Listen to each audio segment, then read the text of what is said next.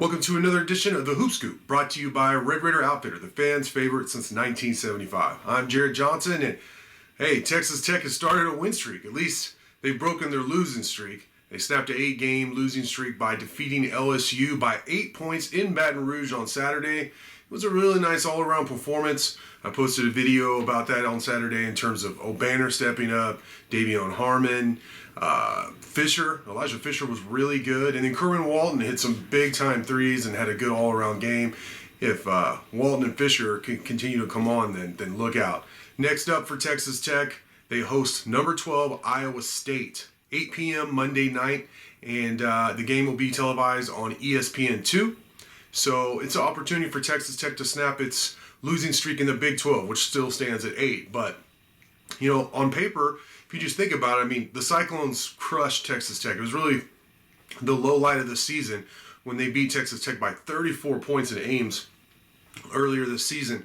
And I think a lot of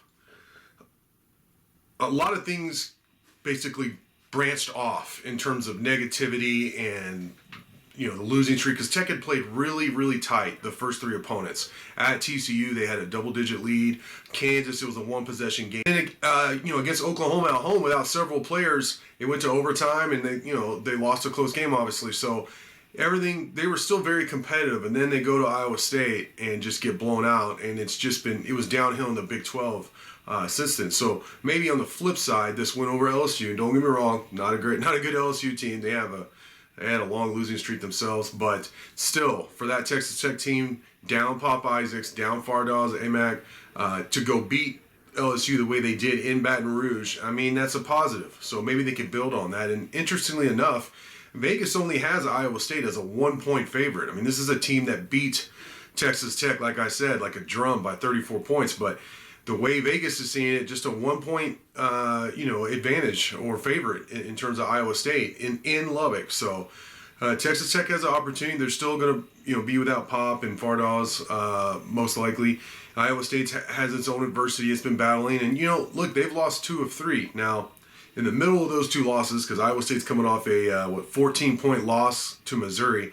And then they lost to Oklahoma State a couple of games before that, a close one in Stillwater, which there's no shame in that.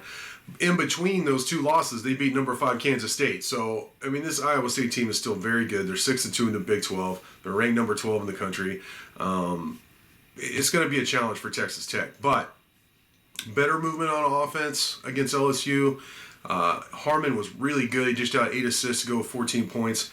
If O'Banner can play close to, tournament O'Banner like we're used to, a walking double-double, then I think, that will go a long way. Along with Walton really developing as a in terms of getting the opportunity. Well, we all knew he could shoot, but for him to actually do that and put that on film and for other teams to have to worry about it is huge. You could open up things for the rest of his team. And then guys like Elijah Fisher, stepping up and doing all the little things, diving on the floor. He had 9 rebounds in that game against LSU.